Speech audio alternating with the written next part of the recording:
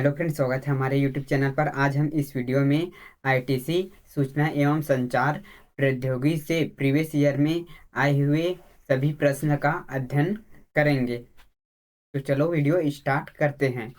तो सबसे पहले हम देखेंगे आईटीसी का सामान्य, संक्षिप्तियाँ और शब्दावली के बारे में जितने भी प्रश्न पूछे हैं उसको पहले देखेंगे। यहाँ से प्रत्येक एग्जाम में प्रश्न पूछे जाते हैं, इसलिए यह वीडियो प्रत्येक कंपटीशन एग्जाम के लिए महत्वपूर्ण है।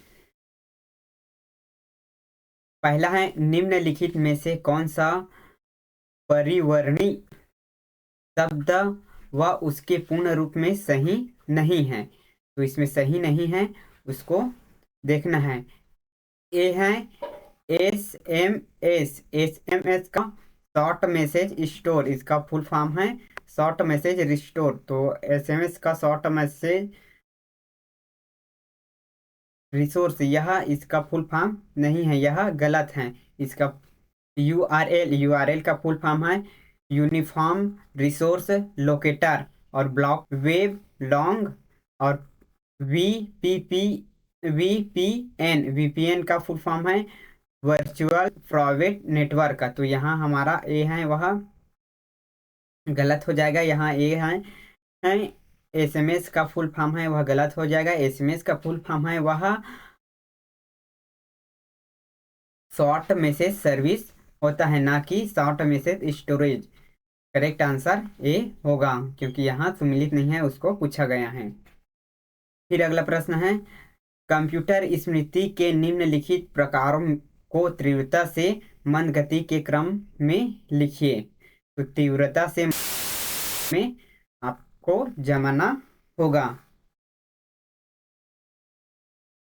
ए है हार्ड डिस्क, बी है स्मृति मुख्य स्मृति, और सी है सीडी रोम रोम, और डी है सीपीयू रजिस्टर, ई है कांसे स्मृति।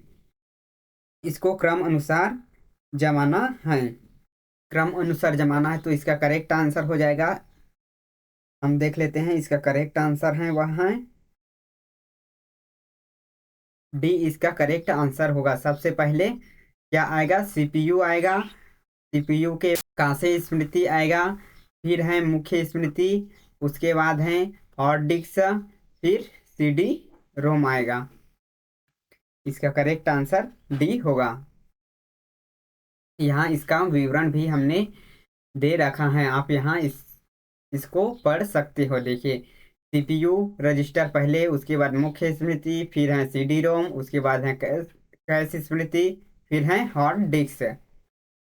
फिर अगला प्रश्न है, विंग एक सर्च इंजन है जिसका स्वामित्व और परिचालक खालिस्तान द्वारा है। तो इसका स्वामित्व व परिचालक है वह माइक्रोसॉफ्ट है। जो विंग एक सर्च इंजन है जिसका स्वामित्व एवं परिचालक माइक्रोसॉफ्ट द्वारा किया जाता है, इसके जनक पॉल एलन हैं। और जो ये अल्फाबेट इनकॉर्पोरेशन है, इसको देख लेते हैं।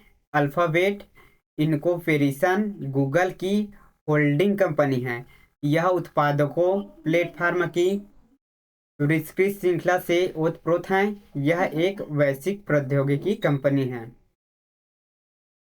और जो अमेजॉन है, वह अमेजॉन एक मल्टीनेशनल अमेरिकन टेक्नोलॉजी कंपनी है जो ई कॉमर्स, वेब प्रोवाइडर आदि सर्विस प्रदान करता है। इसके जनक जेफ वोरेज हैं।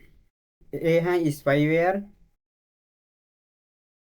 उसके बाद फायरवॉल हैं, फिर सी है ब्लूटूथ, और डी है सेवा संचित करना। इसको क्रम अनुसार मिलाना है। तो इसके क्रम अनुसार मिलाएंगे तो इसका करेक्ट आंसर क्या है उसको देख लेते हैं। जो स्पाईवेयर है, स्पाईवेयर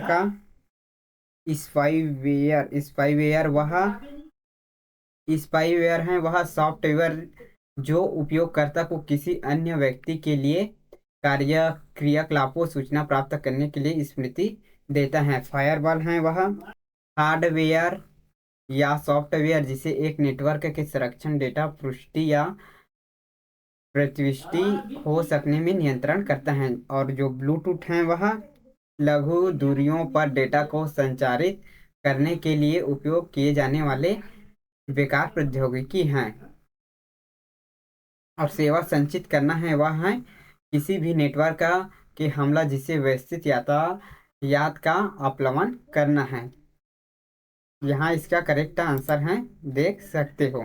फिर अगला प्रश्न है, आपके शिक्षक को आपको किस कंप्यूटर के अतिरिक्त रैम को संस्थापित करने का अनुदेश दिया? चरणों एसी के सही क्रम की पहचान कीजिए जिसका आपको द्वारा रैम सुरक्षित रूप में संस्थापित करने के लिए पालन किया जाना चाहिए।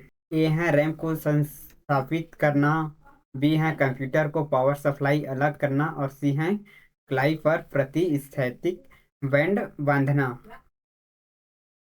तो इसका करेक्ट आंसर हो जाएगा बी। पहले कंप्यूटर को पावर सप्लाई से अलग करते हैं, उसके बाद क्लाई पर प्रतिस्थैतिक बैंड को बांधते हैं, फिर रैम को लगाते हैं। यहाँ इसका डिटेल दिया है। इसका पीडीएफ यदि जाते हो तो हमारे टेलीग्राम चैनल पर इसका पीडीएफ अपलोड कर दिया जाएगा, वहाँ से आप डाउनलोड कर सकते हो। अगला प्रश्न है, निम्न कथन में दिए गए एक को अभिकथन और दूसरे को कारण कहा गया है। जिसमें अभिकथन है कंप्यूटर नेटवर्किंग में डोमेन को इनपुट और आउटपुट डिवाइस दोनों के रूप में माना जाता है। इस कारण है मॉडेम डेटा अपलोड आउटपुट भेजा गया और उसी समय डेटा डाउनलोड इनपुट प्राप्त होता है। तो इसका करेक्ट आंसर हो जाएगा ए और बी दोनों सही हैं और इसका व्याख्या है। फिर है सातवां, निम्नलिखित परिधीय उपकरणों में से कौन से केवल इनपुट आउटपुट डिवाइस के रूप में जाने जाते हैं? तो इनपुट आउटपुट डिवाइस के रूप में optical mask reader, graphic tablet और लाइन पेन, यह तीनों को इनपुट आउटपुट डिवाइस के रूप में जाने जाते हैं। तो इस आधार पर इसका करेक्ट आंसर ए इसका करेक्ट आंसर होगा, क्योंकि artificial mask reader, graphic tablet, light pen परिधीय उपकरण में केवल इनपुट डिवाइस के रूप में जाने जाते हैं। इनपुट डिवाइस हार्डवेयर के वे उपकरण होते हैं जो कंप्यूटर को डेटा और इंटरेक्शन देते हैं जिसमें यूजर कंप्यूटर के साथ संपर्क कर सके और उसे कंट्रोल कर सके। फिर अगला है, कंप्यूटर के सीपीयू के प्रमुख संगठकों में निम्न शामिल हैं। ये हैं विशिष्ट रूप में सुरक्षित स्मृति का प्रयोग कर सतत डाटा भंडार करने वाली सॉलिड स्टेट ड्राइव। तो यह गलत है। फिर है बी है अंक गणितीय व तर्क प्रचालन करने वाली एक अंकगणितीय तर्क, यह सही है। एएलयू को ऑपरेट की आपूर्ति और एएलयू प्रचालन के परिणामों का भंडारण करने वाली प्रोसेसर रजिस्टर हैं। तो यह है सी, ये भी सही है। फिर है स्मृति से लाने विघटन और अनुदेशों के क्रियान्वयन करने वाला नियंत्रक एकक सीयू है। तो यह भी सही है। इस प्रकार हमारा बी आंसर है वह करेक्ट हो जाएगा। इसका डिटेल देख लेते हैं। जो सेंट्रल प्रोसेसिंग यूनिट सीपीयू है वह एक चिप है जो डेटा को कंप्रेशन में बदलते हुए प्रोसेस करता है। इसे कंप्यूटर के ब्रेन भी कहा जाता है जिससे निम्नलिखित भाग होते हैं। अर्थमेटिक लॉजिक यूनिट एएलयू, इसका उपयोग अंक गणितीय को तार्किक गणना करने में होता है। फिर है दूसरा कंट्रोल यूनिट सीयू, यह कंप्यूटर के सारे कार्यों को नियंत्रण करता है अर्थात इनपुट आउटपुट डिवाइस प्रोसेसर इत्यादि को गतिविधियों व तालमेल स्थापित करता है। फिर है रजिस्टर सेट, यह एलयू को ऑपरेट की आपूर्ति और एएलयू प्रशासन परिणामों में भंडार करता है।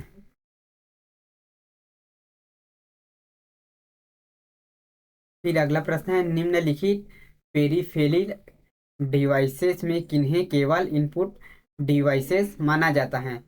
माना जाता है वह है माइक्रोफोन, जॉय स्टिक, फिर है स्कैनर। यह तीनों को इनपुट डिवाइस माना जाता है।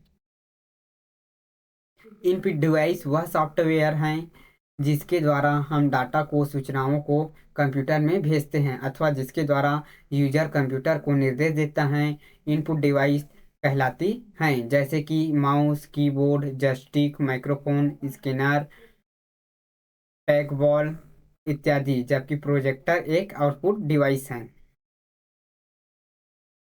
फिर अगला प्रश्न है सूची मिलान। बार कोड किसके लिए उपयोग होता है? तो बार कोड है वह ओपीएस विक्रय बिंदु उत्पादक के लिए बारे में डाटा का विश्लेषण इनपुट हेतु इसका उपयोग करते हैं। और चिप रीडर बैंक यह किसी भी बैंक कार्ड से डाटा निवेश इनपुट करते हैं। फिर आईसीआर है वह बैंक चेक के आंकड़ों के डाटा का निवेश करते हैं। फिर है ओसीआर है वह किसी भी मुद्रित प्रलेख के लिए इनपुट करते हैं। यहाँ इसका डिटेल दिया हुआ है। फिर अगला प्रश्न है कथन व निष्कर्ष। संचार प्रौद्योगिकी ने विचारों को पुनः आगमन को संभव कर दिया है। प्रौद्योगिकी ने समय और दूरी के अवयव को संक्षेपण पक्ष में पुनः परिभाषित किया है। डी करेक्ट आंसर होगा। एक कथन सही गलत है और किंतु बी सही है। यहाँ हमने आईटीसी से आए हुए कुल 10 क्वेश्चन का डिटेल में अध्ययन किया है। आगे कल हम फिर 10 क्वेश्चन का अध्ययन करेंगे। इसी प्रकार यदि पढ़ना चाहते तो हमारे चैनल को लाइक, शेयर, सब्सक्राइब करना ना भूलें। Thank you.